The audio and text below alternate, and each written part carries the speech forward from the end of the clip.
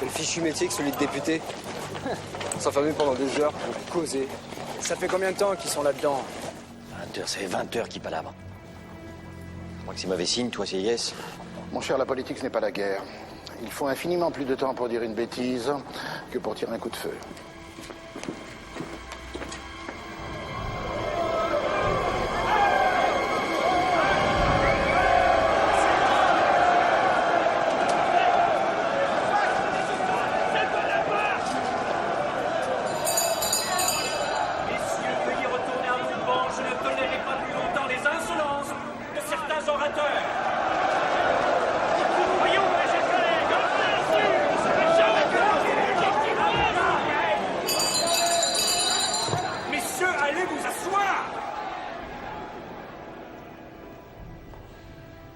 Fermé là sans rien pouvoir voir ni entendre.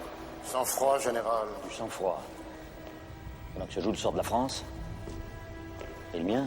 Le nôtre. Roger Ducos et moi avons autant à perdre que toi. Et si tu es victorieux, tu gagneras plus que nous. Non, pas du tout. Une fois élus, nous assurerons le pouvoir tous les trois. C'est entendu comme ça, je n'ai qu'une parole. Tu n'as qu'une seule parole? Oui. Oui, Murat. Quoi? Mais parle donc, bon sang, au lieu de jouer, c'est ma force, ça y est? Non. Ils ont voté? Talleyrand vient juste d'arriver. Il voudrait te voir.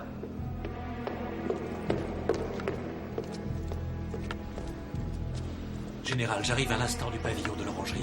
Les choses ne semblent pas exactement se passer de la façon dont vous l'espériez. Si mon frère n'est pas capable de se faire obéir de ces gens-là, à quoi ça me sert qu'ils soient leur président? Leur président, pas leur général. Les députés, ça ne se manœuvre pas avec autant de facilité qu'un régiment. C'est ce que nous allons voir. Soldats, avec moi!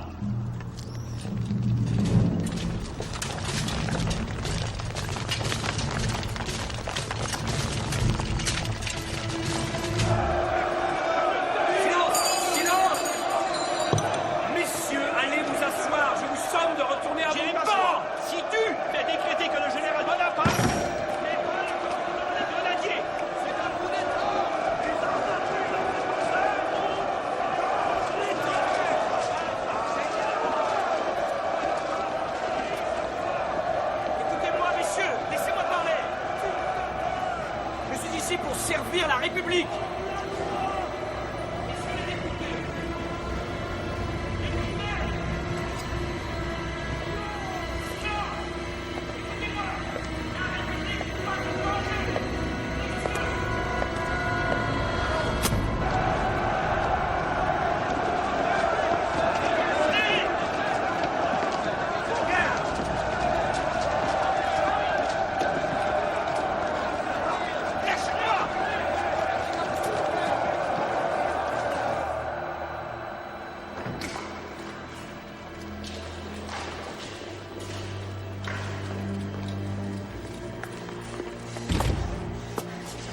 Ils ont essayé de me poignarder.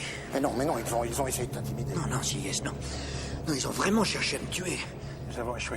Nous sommes perdus. Il faut partir d'ici. Est-ce que quelqu'un peut essayer de nous faire sortir d'ici? Ils viennent de me déclarer hors la loi. Et nous? Sans vous, est-ce qu'il se rappelle seulement que vous existez? Il n'y a que mon frère qui compte à leurs yeux. Est-ce que tu vas bien? Tu n'es pas blessé? Et toi? Ils n'ont rien fait? Non, ils n'ont pas osé. J'ai tout de même quelques partisans.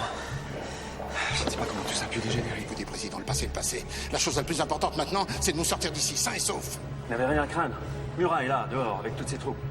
Murat, bon Dieu, Murat. J'avais presque oublié Murat. Bonaparte, qu'est-ce que tu vas faire? J'y retourne parce que j'ai une armée dehors, et moi avec une armée. Il n'en a pas le droit, voyons. Ils l'ont mis hors la loi. Eh bien, il va les mettre hors la salle.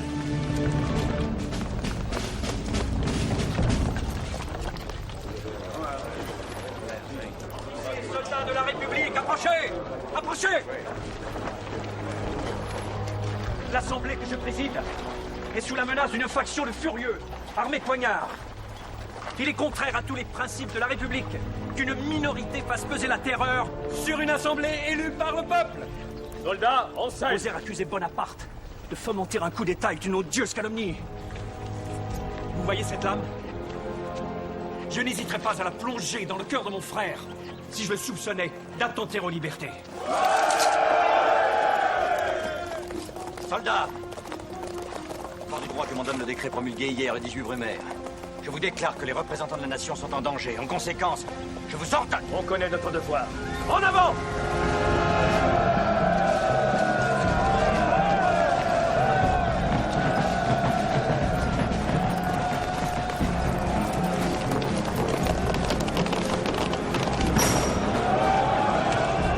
Citoyens représentants, je vous informe que votre sécurité n'est plus garantie à l'intérieur de cette enceinte. Et je vous ordonne de quitter ce lieu sous la protection de l'armée. Grenadiers, en avant! Tout le monde, dehors!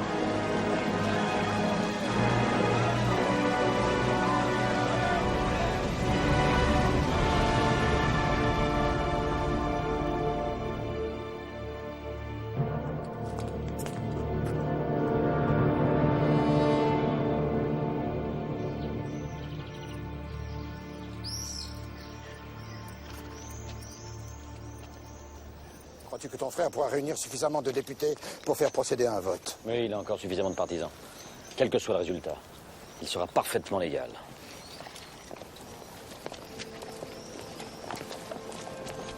Les députés ont dissous le directoire.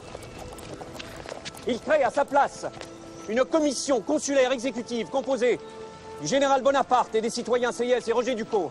Tous trois porteront le titre de consul de la République française. Le décret prend effet immédiatement. Officiers, faites présenter les armes au consul de la République. Présentez vos armes. Vive Bonaparte!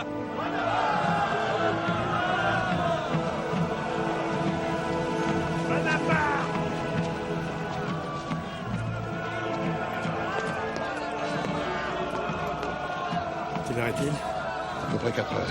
Ça aura pris plus de temps que prévu. Oui, plus long que prévu. Je pensais que ça n'arriverait jamais.